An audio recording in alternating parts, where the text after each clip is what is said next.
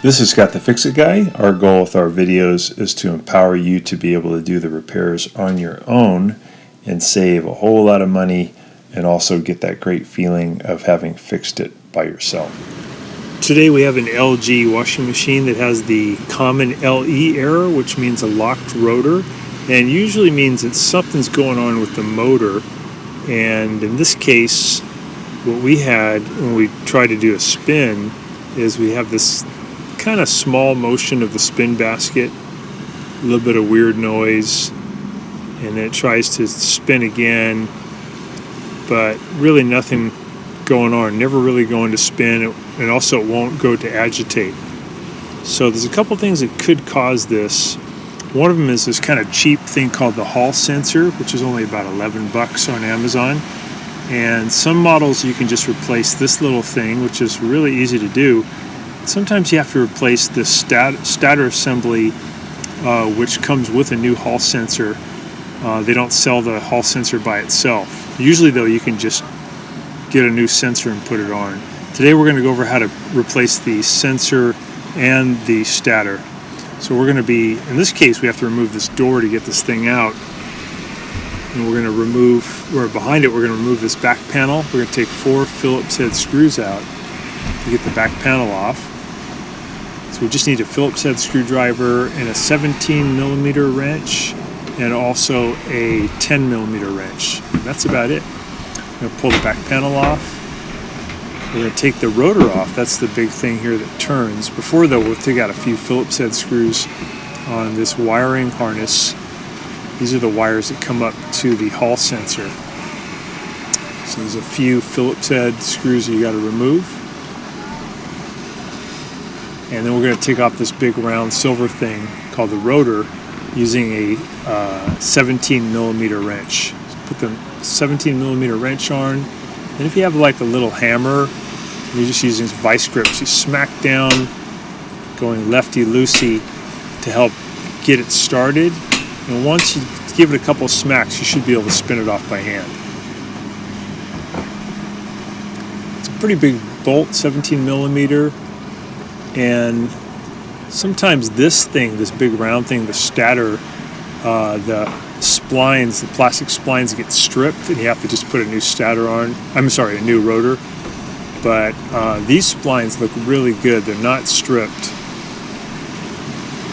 So that was not the cause. This one had a bad Hall sensor, but on this model we have to replace the whole stator assembly, which is this thing here. We're going to use 10mm wrench to take off all of these 10mm bolts. And once the bolts are off, we can just pull the stator assembly right off. This is what you call a direct drive motor. These are really cool. They have very few moving parts, no belt. But the Hall sensors don't last for a very long time, maybe about 4 or 5 years, and you have to replace them. So we've got all those bolts out, and then we're going to just carefully pull the stator assembly off. We're going to disconnect 2 modular connectors. One's bringing power to the motor, and the other one's on this part, the Hall sensor. It comes right off. This is the power connections. You've got to pinch in pretty hard and wiggle. It should come off. So there's the old one. We've got a brand new one, cost about $160. Get it in position. When we get the connectors on first, this is the one for power. Here's the one for the Hall sensor. Hall sensor just helps the computer understand what the motor's doing, what direction it's spinning, and how fast it's spinning. And if the computer doesn't get that signal, it'll give you the LE error, and also it won't behave properly. It'll spin in a weird way, like just partial spin or no spin. So they call it a locked rotor because the rotor just doesn't want to move. Sometimes it's stuck because the splines are so messed up, and sometimes it's just the computer can't really talk to it because the Hall sensor is defective. It has a diode that wears out. So we're tightening up these 10mm bolts. We're going to get them pretty tight to hold on the stator assembly. And we've already got our electrical connections done.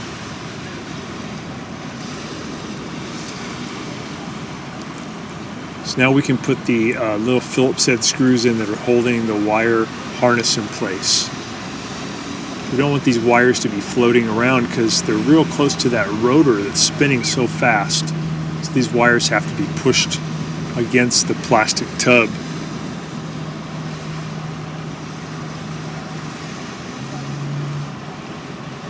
This little bracket is the main thing that's holding those wires in.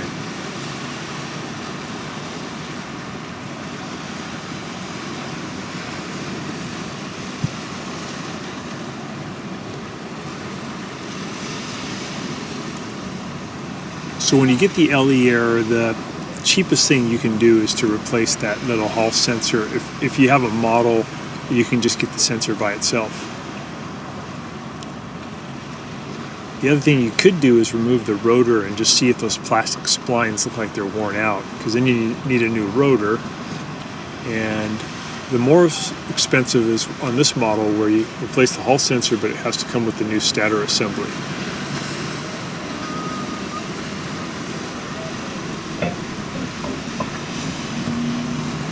Okay, we're just going to slip the rotor back on the splines, got to wiggle it on, push it to where it gets in as far as it'll go, and then you're going to add that 17 millimeter bolt back on. Sometimes you can put some Loctite on those threads too, just to make sure they won't come off. I think though, if you get it on there tight and give it a couple of whacks on with your wrench, whack your wrench with the hammer, you'll be tight enough where you'll be okay. So we set it for tighten, righty-tighty, and we're going to smack down. And that just allows it to break the inertia. If you try to do it by hand as you're tightening it, the whole rotor would spin, you'd never get it tight. So this just accelerates and gets it really tight. I'm just spinning it by hand now to make sure I don't hear any weird noises. Seems really smooth. Give it a couple more whacks, get it really tight. We're pretty much done. Now we just have to put the back panel back on. We slip it into these slots. And at the top, we're going to bend it a little bit to get it to go into the top slots. And then we're just going to add those 4 Phillips head screws back in to hold on the back panel. You'll probably get another 4 or 5 years out of your LG washing machine with this new Hall sensor. One thing you don't want to do with this machine is wash heavy things like blankets or bathroom mats, because it can wear out a thing in the back called the rear bearing, and that pretty much ruins the machine. Most other parts are pretty easy and cheap to replace. So now we're in the front of the machine, testing it out on the agitation, and it's doing great. So the computer is able to talk to the motor again. And we'll spray some Windex under these feet so I can move it. And I'm going to push the washer and dryer back in. This case, it goes basically into a closet. Then I'll put the door back on.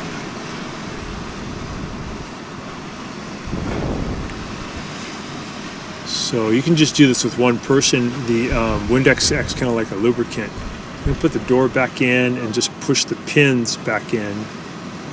Kind of wiggle them in from the top.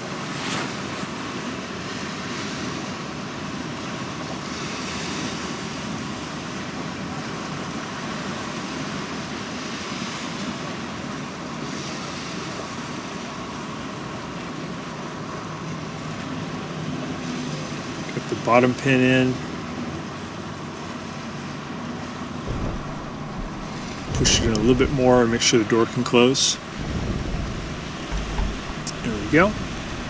So I'm going to test it out on spin now.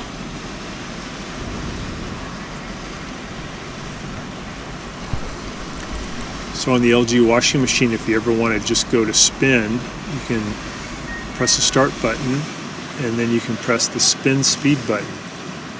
Here's the old assembly. You can press the spin speed button until it goes to high speed spin and then press start. And it'll run really fast, and it'll go for about 24 minutes.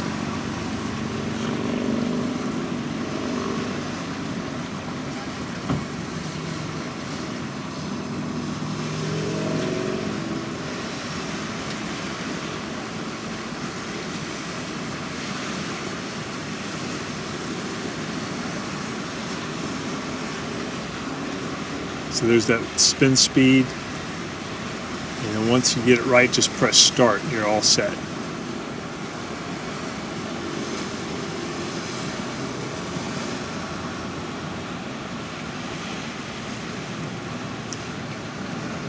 So we got full speed spin, looks really good. And that's all that motor really needed. So thanks so much for watching, and hopefully this will help you with your machine. Please subscribe when you get a chance. We'll send you a lot more videos on how to fix your appliances at home. Thanks again.